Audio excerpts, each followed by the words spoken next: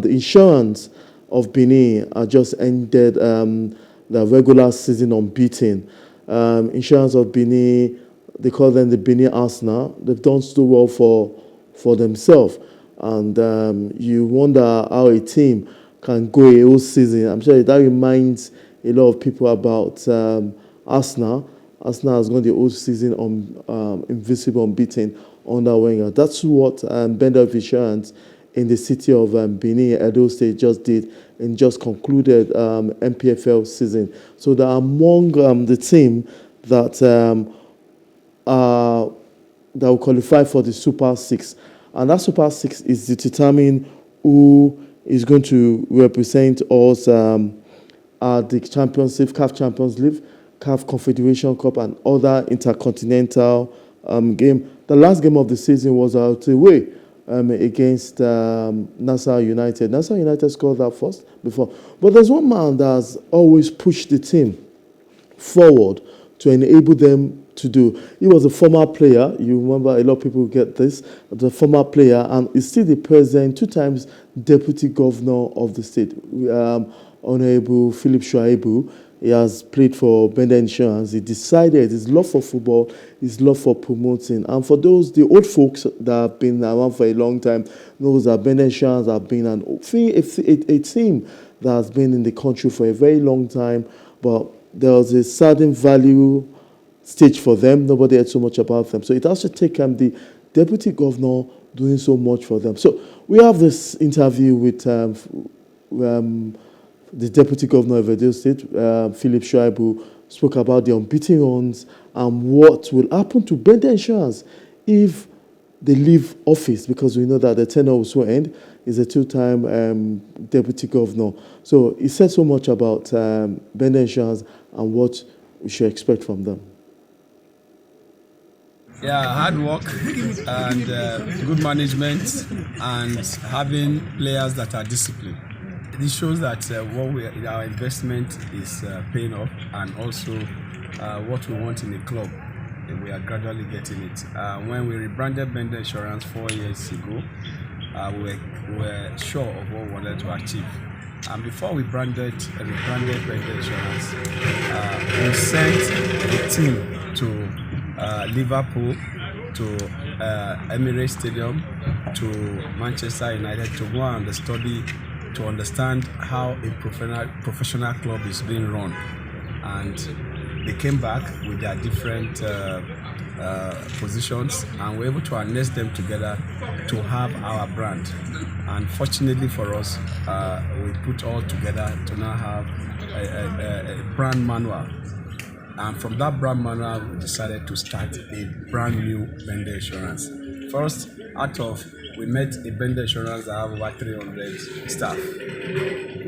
We have to take all those 300 staff and dash all of them to Mr. Governor. And Mr. Governor have a warehouse that will keep people like that. So we took all of them and gave to Mr. Governor, and we brought a new management team of just a compact management team of 15. So you can imagine from 300 and something to 15. And that management team started. The players also, we have to get new players we took almost half of them off and got new players. And after that one, we decided to start. First, seminars.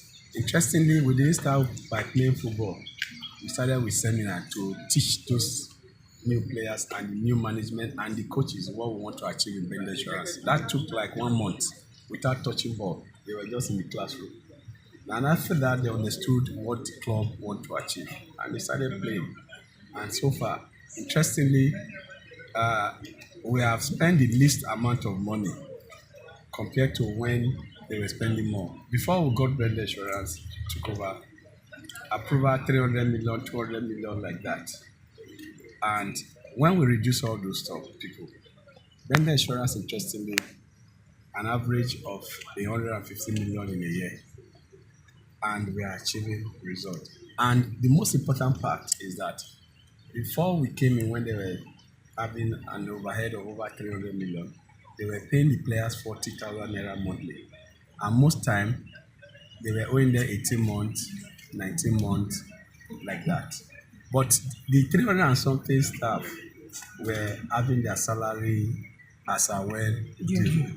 But the players that they are managing were not being paid. So we have to not reduce, and we now started following the rules of the NFF, NNL.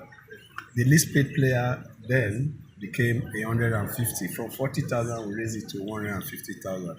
And they get their salary on up before 24th of every month.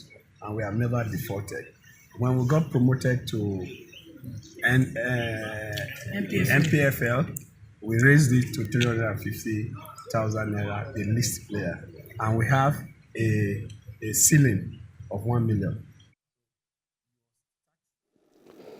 Yes, speaking is the Deputy Governor of Edo State. Jide, I guess Jide Alaka is, yeah. Yes. We're looking at dental insurance ending the regular season unbeaten. And like, a very popular face is the man that just finished talking to our viewers in regards to how they did Bender Insurance.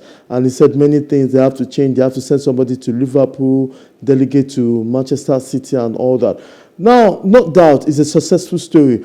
Do you have to have someone that like him to make the NPFL or to make a club in the NPFL work like they've done? Because, if it wasn't for the deputy governor, like the reports getting to us, there wouldn't have been so much of a success of these teams.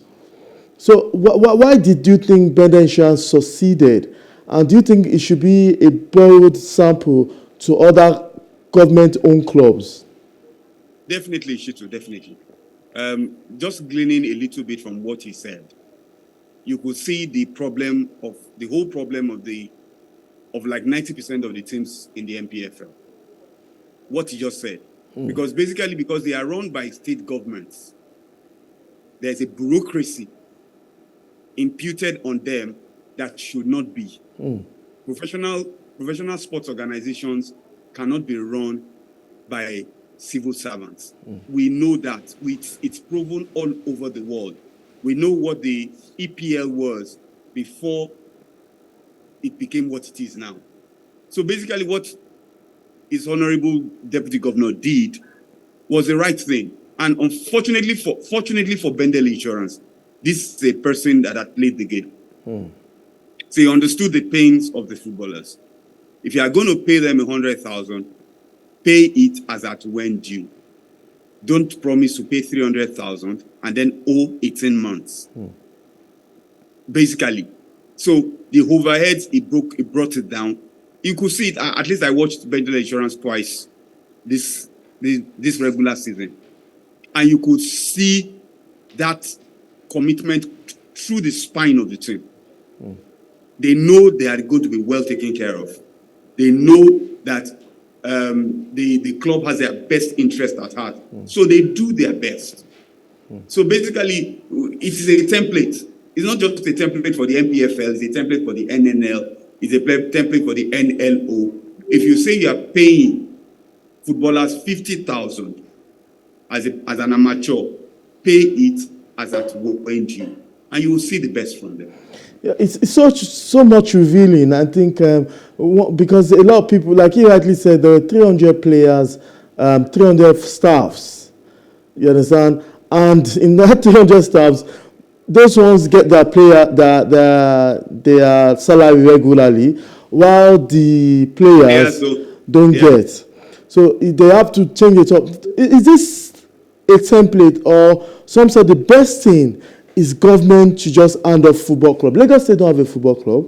There have been several times. I think during the period of Shashala, I don't know how true that report is, that it definitely said no, we should not have a own Lagos State club. We don't have any business. Yeah. We don't have. Look at the kind of teams that are coming up in Lagos now.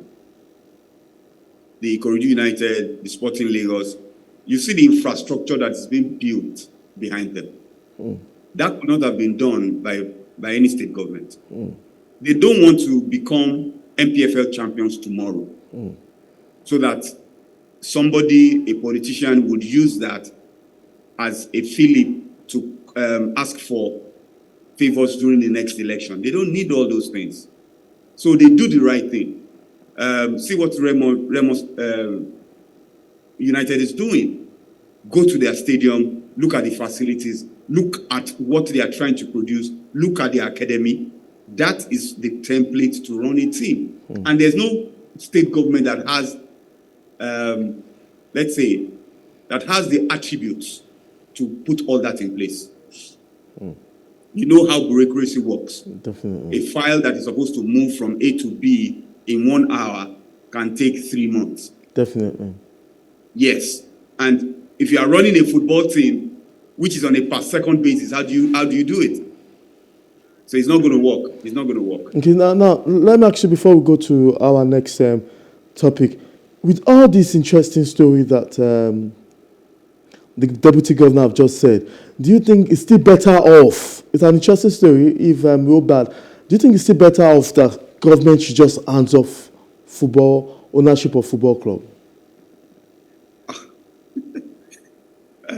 Shitu, you know, we always have to use the best case scenarios. Okay, so which are the best 10 club sides in the world? We have Real Madrid. Don't let us even go that far. Which are the best 10 clubs in Africa? Al Ahly and the rest of them. Zamalek Experience, Mamelodi Sundowns, Yanga, AS Vita. Which one of them is being run by a state government? No. None. Okay. It's not possible. It's not possible. That's a very good way to answer such a question. I think it's obvious that regardless of the switch stories, the deputy governor is, and the best is for government to answer. That means Kano Pillars should not be Kano Pillars owned by government. Sunshine Stars, the several times Sunshine Star comes out and say they want to sell the club, they don't want it to be owned by the state. But I don't know how the present situation. They don't have the structure to sell. What do they want to sell? Basically, what they are trying to sell is the name. They want to sell Sunshine Stars, the name. What is behind Sunshine Stars? Where is the structure? Where's the clubhouse? There's nothing else to sell. The stadium where they play is not their own. They don't have a training ground. So what are you selling? A name. But I think a name. The name. And the name is not worth so much. It's not worth so much.